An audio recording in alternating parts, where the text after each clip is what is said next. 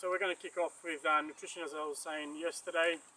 The benefits of nutrition. I also mentioned to you guys that not long ago I had a puppy that was the second smallest in the litter, and over the period between 2.5 to 3 months it turned out to be the second largest in that litter.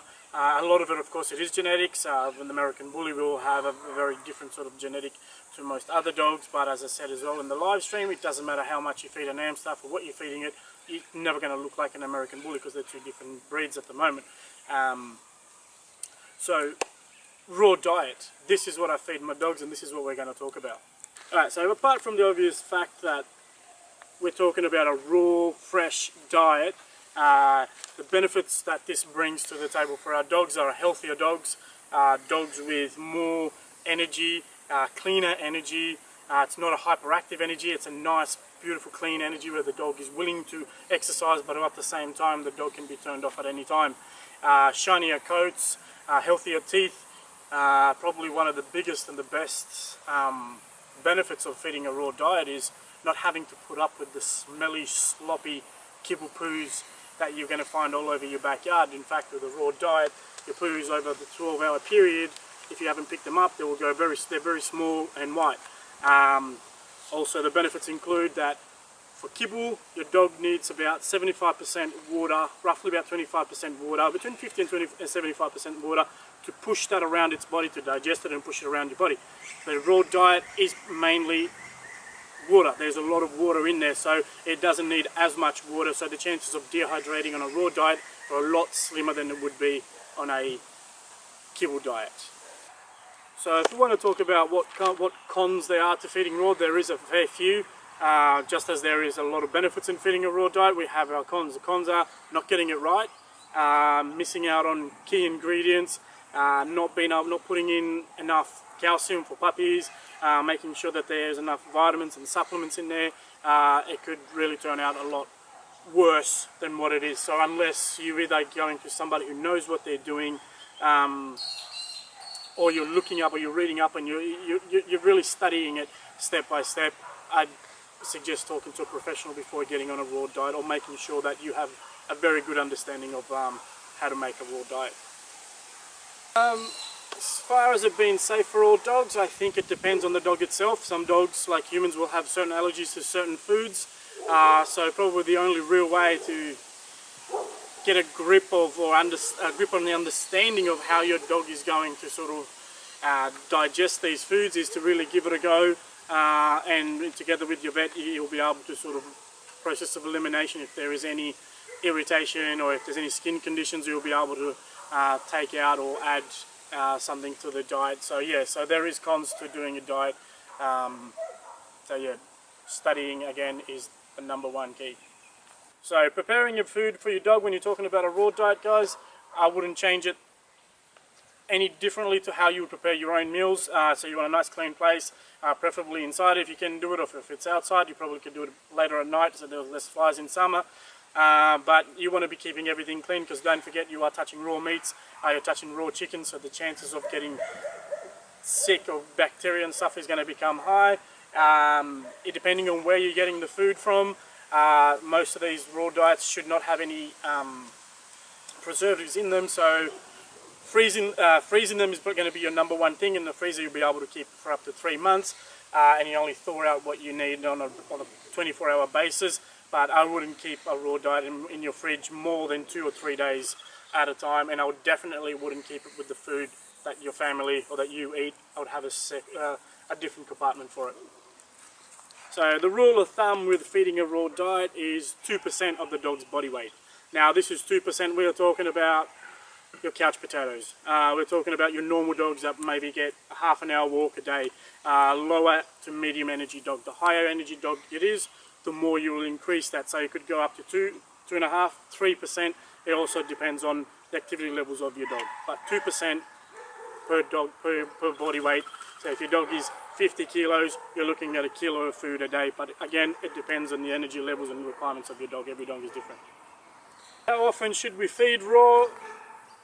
Personal experience, I've been feeding raw for a very, very long time. I have 33 dogs. They all get fed raw. I feed once a day. Puppies, They're very different as well, puppies. So we're talking about, when we talk about puppies and dogs when it comes to nutrition like that, they have different nutritional needs.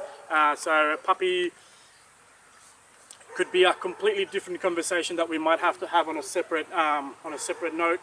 But with puppies, I usually start off with 2 times a day, and then it goes to 3, and then it goes back down to 2, depending on the age and when the growth spurts are happening with the puppies, because they will happen gradually. There'll be a growth spurt, a booming growth spurt between, say, 8 weeks and 12 weeks. It will slow down for about 2 weeks and then it takes off again. So it depends on the breed.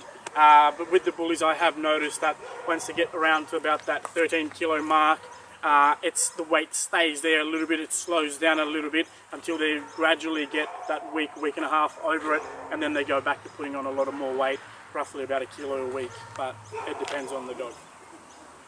For those who are thinking about feeding kibble with a raw diet, I definitely don't recommend it, simply because the two foods digest differently.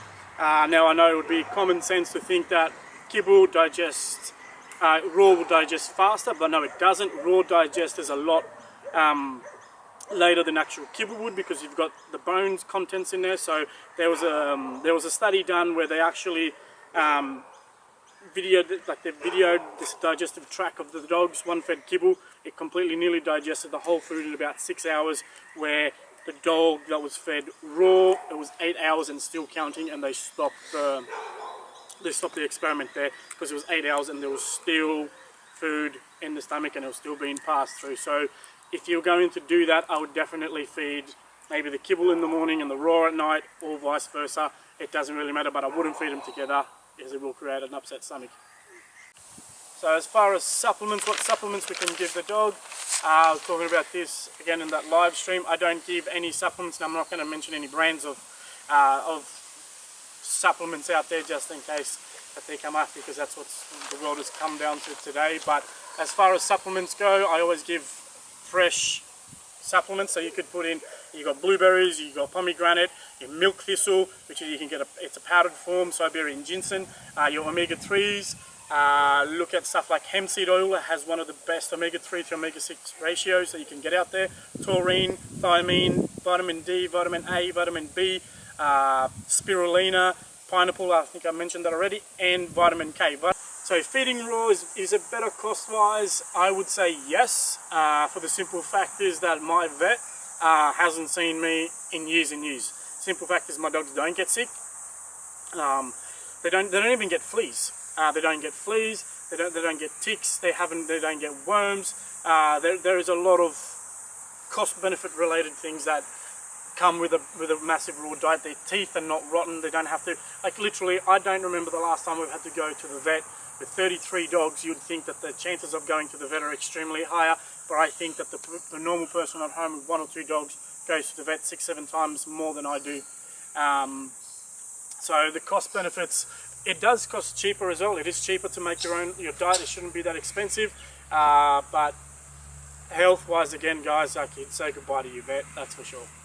There's a lot of breeders there as well, so as far as we're talking about pregnant bitches when feeding a raw diet, when feeding any diet at all, there is a lot to sort of take in consideration. So the gestation period for a bitch, as most of you guys would know, is 56 to 66 days, and average is about 63 days.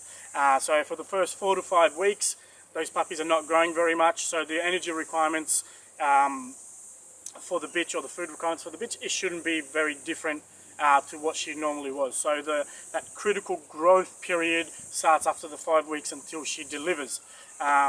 So what you got to make sure is that in those first 4 to 5 weeks of her pregnancy, you don't overfeed her, because what's going to happen is she's going to end up putting too much weight on, and it could bring you complications in the delivery. So after that 5 weeks, what you want to be doing is gradually increasing the dog. So you gradually increase the food, and that way we can sort of make sure that she's getting enough nutrients in those critical period of development for the puppy. So you'll be doing something like that. You want to be increasing it to a point where you gradually increase the food, so at the time that she's about to give birth, she's 15 to 25% bigger than what her normal weight would be. So that is what we were doing with a pregnant dog. Obviously, depending on the litter size as well, guys, a bitch will need to eat 25 to 50% more of her normal weight, of her normal food weight, to get that increase in weight that she requires between after the 5 weeks of pregnancy till she delivers. So that's pretty much it for now, guys. We're going to touch up on more nutrition and different things at any other time. Don't forget, you can always email us.